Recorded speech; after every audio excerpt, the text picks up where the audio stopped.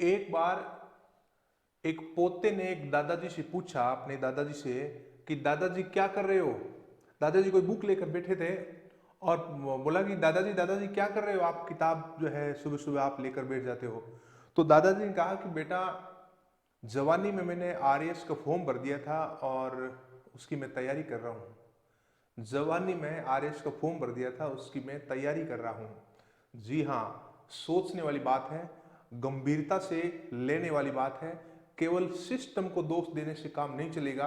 अपने अंदर झांक कर देखिए कि आपकी तैयारी कितनी अच्छी है। जी हाँ, आज हम बात करने वाले हैं एक ऐसे मुद्दे पर, एक ऐसी रणनीति पर, एक ऐसे सीक्रेट के ऊपर जो कंपटीशन एग्जाम की तैयारी करने वाले विद्यार्थियों की आंखें खोल देगा। आप अब तक किस प्रकार से, किस रणनीति से, कैसी तैयारी कर रहे थे, आज मैं जो तरीका आपको बताऊंगा कंपटीशन एग्जाम की तैयारी करने का, वो आपके अब तक तैयारी करने के तरीकों से बिल्कुल हटकर होगा, बिल्कुल अलग होगा और एकदम टू द पॉइंट होगा, एग्जाम रिजल्ट ओरिएंटेड होगा। आप इसको प्रयोग करके देखें। आपको लक्ष्य नहीं बदलना है, आपको अपना टारगेट नहीं बदलना है, और अगर टारगेट से रिजल्ट नहीं आए तो आपको रास्ता बदलना है। टारगेट कभी नहीं बदले, वहां तक पहुंचने का रास्ता आप बदल सकते हो। तो आज के इस अंक में हम बात करेंगे कि कंपटीशन एग्जाम को फर्स्ट अटेम्प्ट में किस प्रकार से क्लियर करें। किसी भी कंपटीशन एग्जाम की आप तैयारी कर रहे हैं, आप सिविल सर्विसेज की, आईएएस आरएस की तैयारी कर रहे हैं, आप पटवार, पुलिस, रीट, ग्राम सेवक, एसएससी, जीडी, किसी भी कंपटीशन एग्जाम की तैयारी कर रहे हैं, तो आज का ये वीडियो आपके लिए बहुत ही प्रभावशाली होगा और आपकी आंखें खोलने वाला होगा। आपको कुछ नहीं करना है, ज्यादा दिमाग नहीं लगाना है, केवल और केवल पुराने क्वेश्चन पेपर उठाने हैं और उनको सोल्व करना है। लेकिन सोल्व किस प्रकार से करना है, ये तरीका मैं आपको बताने वाला हूं। कि सोल्व करने के लिए देखो, आपको आंसर की नहीं देखना है कहीं भी, क्योंकि आजकल जो बुक्स आती है पुराने पेपर्स की, उसमें क्वेश्चन के नीचे आंसर की दी हुई होती है और उसका सॉल्यूशन भी, कई बुक्स में तो सॉल्यूशन भी लिखा होता है। लेकिन आपको वहां कुछ नहीं देखना है। आप क्वेश्चन पेपर को उठाइए, एक क्वेश्चन को लीजिए, पूरा पढ़िए, पहले तो हर एक एक वर्ड को पढ़िए और समझने की कोशिश कीजिए कि इसमें लिखा हुआ क्या है। बिल्कुल बेसिक चीजें होती है, ज्यादा कुछ भी कॉम्प्लिकेटेड नहीं होता है, समझने की कोशिश करनी है आपको। उसके बाद में जो क्वेश्चन पूछा है वो कौन से सब्जेक्ट का है और उस सब्जेक्ट में कौन से टॉपिक का है।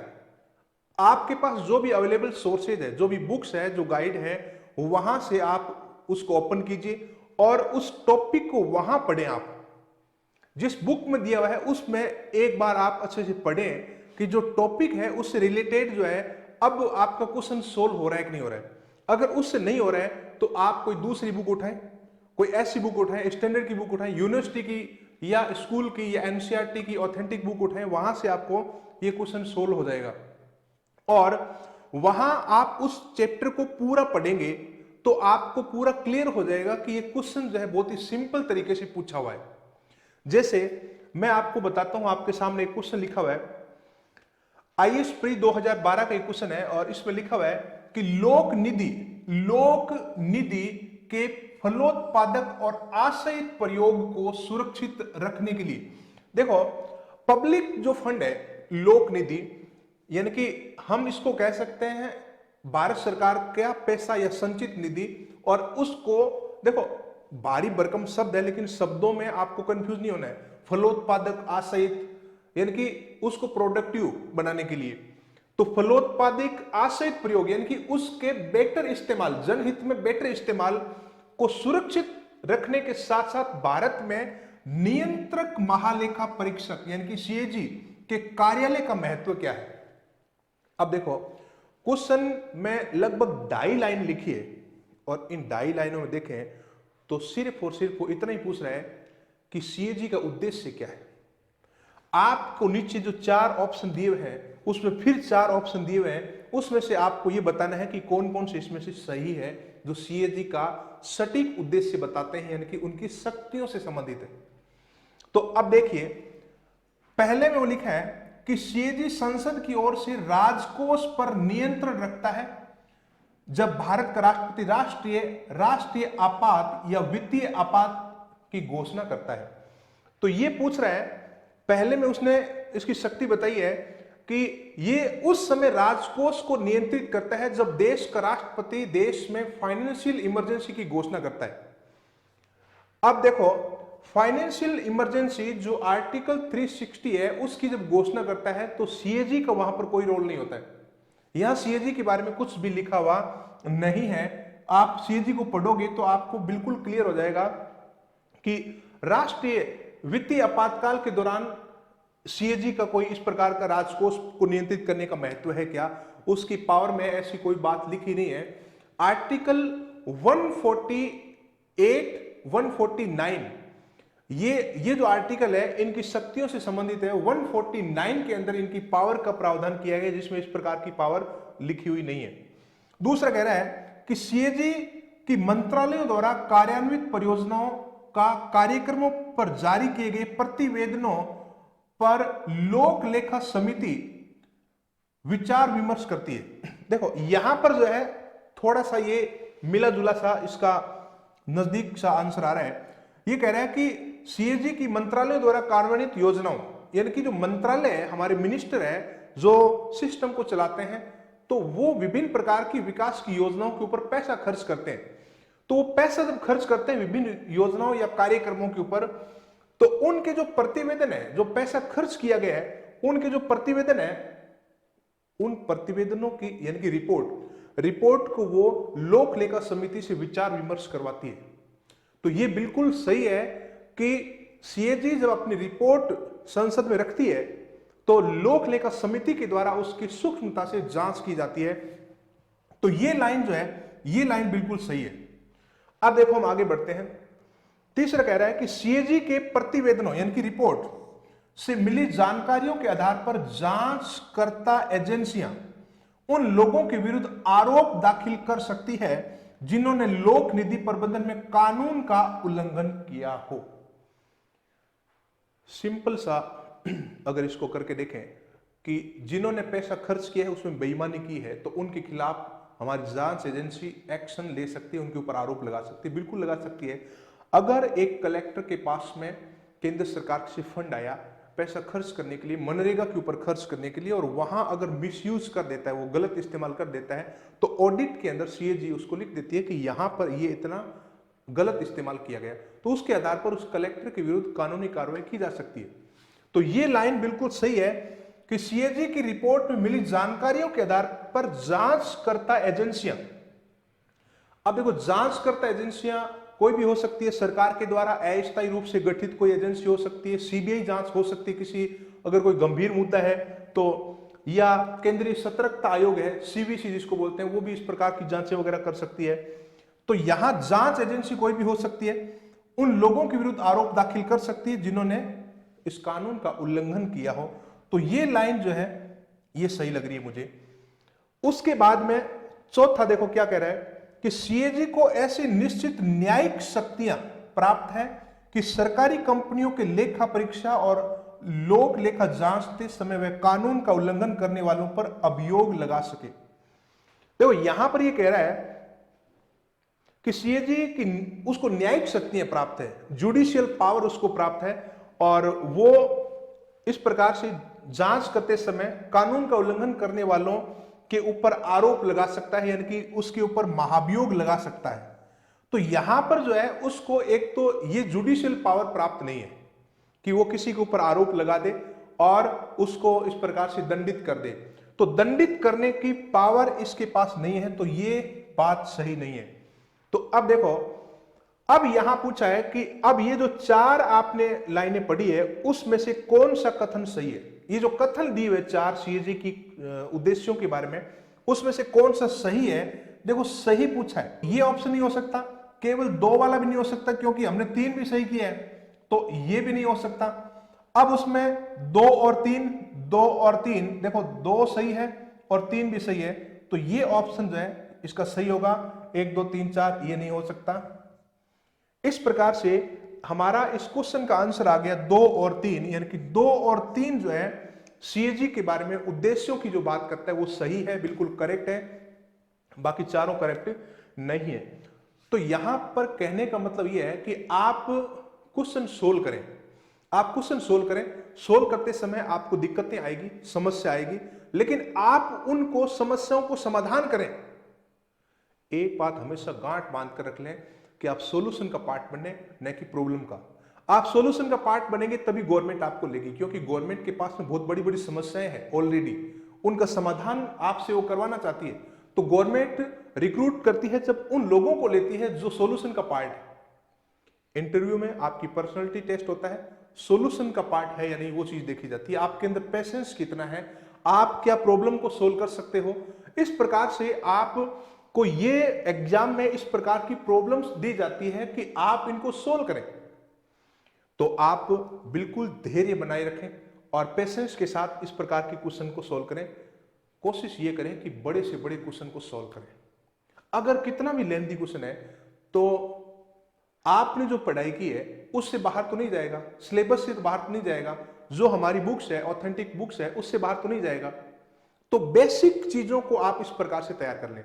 देखो, आज हम जिस मुद्दे पर चर्चा कर रहे हैं वो मुद्दा है कि फर्स्ट अटेम्प्ट में आप एग्जाम को क्लियर किस प्रकार से करें। वो कौन सा मेथड है? वो ये मेथड है कि आप पुराने आए हुए क्वेश्चंस को इस प्रकार से सोल्व करो कि आप उसके आसपास की सारी चीजों को देख लो। देखो, हर बार एग्जाम में क्वेश्चन वहीं से आता है। सीएजी का क्वेश्चन आया है, सीएजी क्वेश्चन 2012 में आया है, 2013 में आया है, 2014 में आया, हर बार सीएजी क्वेश्चन आता है, लेकिन वहीं से नहीं आएगा, सेम टू सेम नहीं आएगा, क्वेश्चन घुमा फिरा कर आएगा, दूसरे टाइप का क्वेश्चन बनेगा। तो दूसरे टाइप का जब क्वेश्चन बनेगा, आप क्वेश्चन देख लिया तो सीएजी को पढ़ लो। आपने सीएजी को पढ़ लिया, उसके बाद में अगली बार जब क्वेश्चन आएगा तो आप आराम से इस क्वेश्चन को सोल्व कर दोगे। इसी प्रकार से कोई राष्ट्रपति का अध्यादेश पूछ लिया, भारत के हिमालय के बारे में अगर क्वेश्चन पूछ लिया, हिमालय प्रदेश के बारे में पूछ लिया, आसपास के क्षेत्रों का पूछ लिया, तो उस टॉपिक को पूरा पढ़ लो। आपने एक क्वेश्चन को, एक पेपर को सोल्व किया, मान लो कि आपने एक पेपर में 100 क्वेश्चन है, 100 क्वेश्चन को आपने इस प्रकार से बुक में से देख देख कर आंसर की बना दी। आंसर की बनानी है, आपको खुद को आंसर की बनानी है। तो आपने एक बार पूरा सिलेबस रिवाइज कर लिया, बिल्कुल शॉर्ट में, टू द पॉइंट चलना है आपको, लेबर नहीं करना है, आपको स्मार्ट स्टडी करना है। और 2 पेपर आपने सोल्व कर लिए तो आपने 2 बार पूरे सिलेबस को रिवाइज कर लिया, पढ़ लिया। 3 पेपर सोल्व कर लिए तो 3 बार पढ़ लिया। इस प्रकार से आप 15 पेपर सोल्व कर लें, उसके बाद में तो ये सारी चीजें आपको अंगुलियों पर याद रहेगी कि ये तो बहुत आसान है। कॉन्फिडेंस लेवल आपको बढ़ जाएगा। एक तो इससे एग्जाम का पैटर्न आपको पता लगेगा, करंट अफेयर से संबंधित चीजें आप नई नई पढ़ते रहोगे तो आपको पता लगेगा कि क्वेश्चन किस टाइप का बनता है। दूसरा, ट्रेडिशनल टाइप के जो क्वेश्चन होते हैं उनको आप आंसर की बनाकर आप तैयार कर लेते हैं तो नेक्स्ट टाइम क्वेश्चन वहीं से उसके आसपास से घूम कर आएगा। सीएजी बहुत छोटा सा है, मान लो कि सीएजी का क्वेश्चन आ गया तो बुक उठाएं और सीएजी को पढ़ लें, सीएजी को अच्छे से पढ़ लें। सीएजी का फुल फॉर्म जो है उसकी अगर हम बात करें तो controller and auditor general of India, इनकी कंट्रोलर एंड ऑडिटर जनरल। देखो, सीएजी, कंट्रोलर ऑडिटर जनरल, ये एक पदाधिकारी है, कोई संस्था नहीं है, एक पदाधिकारी का नाम है। और डॉक्टर भीमराव अंबेडकर ने तो सीएजी को कहा है कि भारत का सबसे पावरफुल ऑफिसर यही है। तो सीएजी के बारे में संविधान में पार्ट 5 और आर्टिकल 148 टू 151 तक लिखा हुआ है। देखो, नियुक्ति भारत के राष्ट्रपति के द्वारा सीएजी की नियुक्ति की जाती है और शपथ भी राष्ट्रपति दिलाता है। कार्यकाल जो है सीएजी का, जो कार्यकाल होता है, या तो 6 वर्ष या उसकी उम्र 65 वर्ष हो जाए तो 6 वर्ष या 65 वर्ष आयु तक वो अपने पद पर बना रहता है। और हटाने की प्रक्रिया वही है जो सुप्रीम कोर्ट के जज को हटाते हैं। सुप्रीम कोर्ट और हाई कोर्ट की जो जजेज को हटाने की प्रक्रिया वही सीएजी को हटाने की प्रक्रिया है। और वेतन जो है, वेतन है इसका 2,60,000 रुपए प्रति माह, 2,60,000 रुपए प्रति माह जो है सीएजी का वेतन है। और इस प्रकार से शर्तों में इसमें लिखा है कि वो जो है भारत सरकार की संचित निधि से ये वेतन प्राप्त करेंगे और अपने कर्तव्यों और दायित्वों का वो निर्वहन करेंगे और सेवा के दौरान इनकी वेतन भत्तों में और शक्तियों में कोई कटौती नहीं की जा सकती। 149 जो है, इसमें सीएजी के शक्तियों का प्रावधान है, शक्तियां, सीएजी की पावर लिखी हुई है। और 150 में सीएजी के बारे में लिखा है लोक लेखाओं की जांच, लोक लेखा, लोक लेखा एक तो केंद्र में होते हैं और दूसरा राज्यों में होते हैं।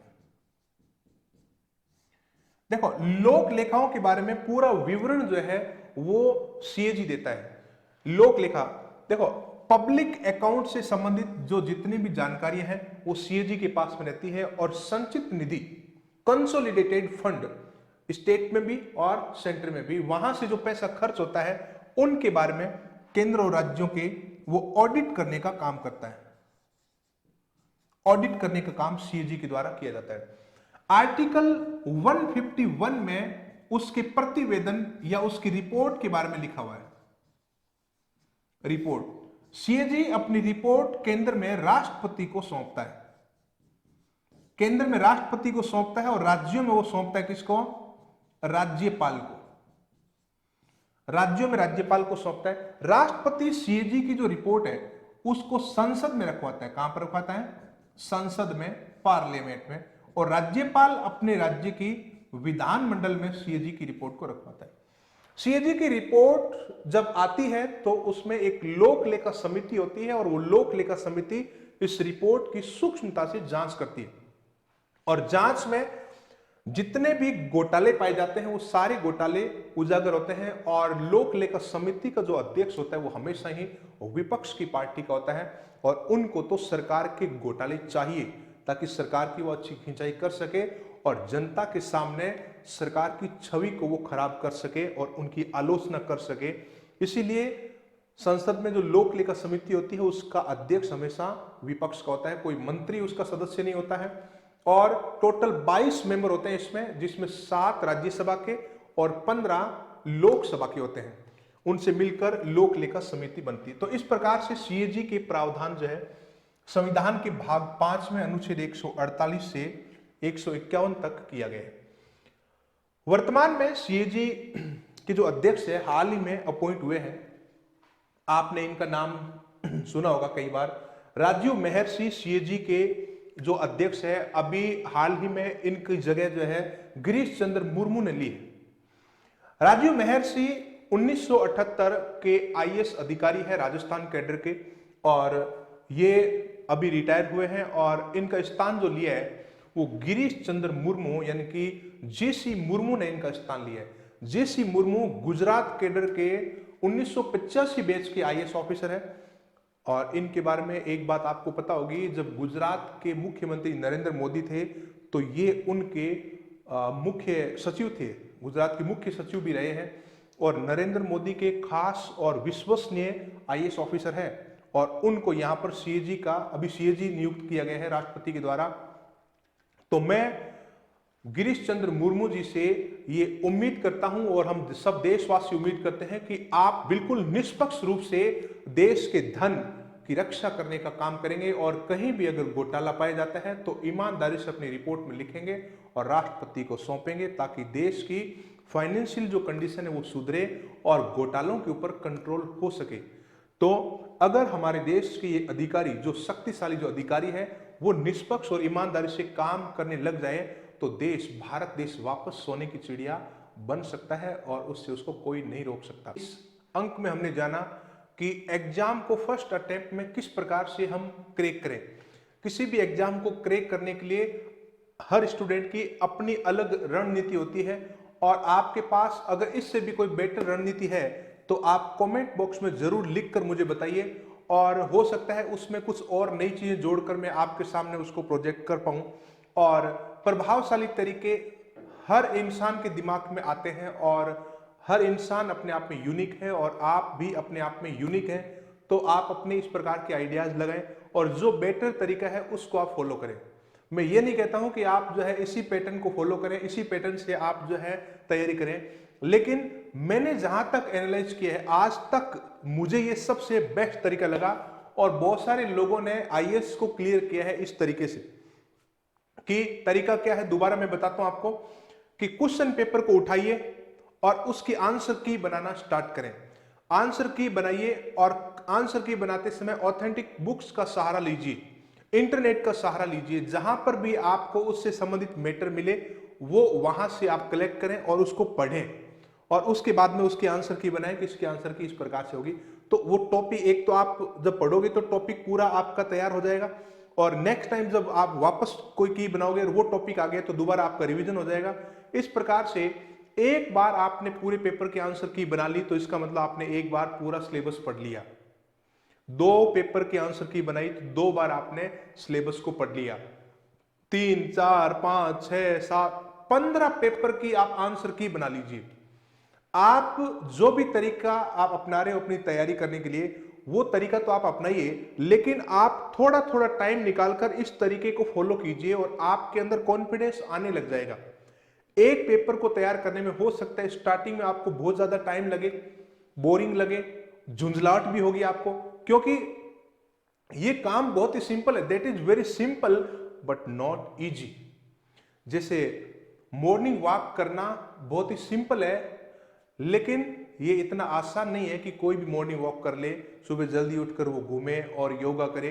ये सिंपल है लेकिन बहुत ही प्रभावशाली है। इसी प्रकार का ये तरीका है कि आप इस तरीके को फॉलो करके आप अपनी एग्जाम ओरिएंटेड तैयारी कर सकते हो, अपनी तैयारी को और बेहतर बना सकते हो और पहले ही अटेम्प्ट में आप एग्जाम को बहुत आसानी से क्लियर कर सकते हो।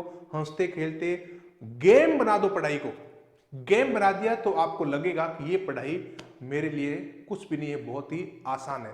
चलिए तो आज के अंक में इतना ही, बाकी हम मिलते हैं नेक्स्ट अगली क्लास में। जय हिंद।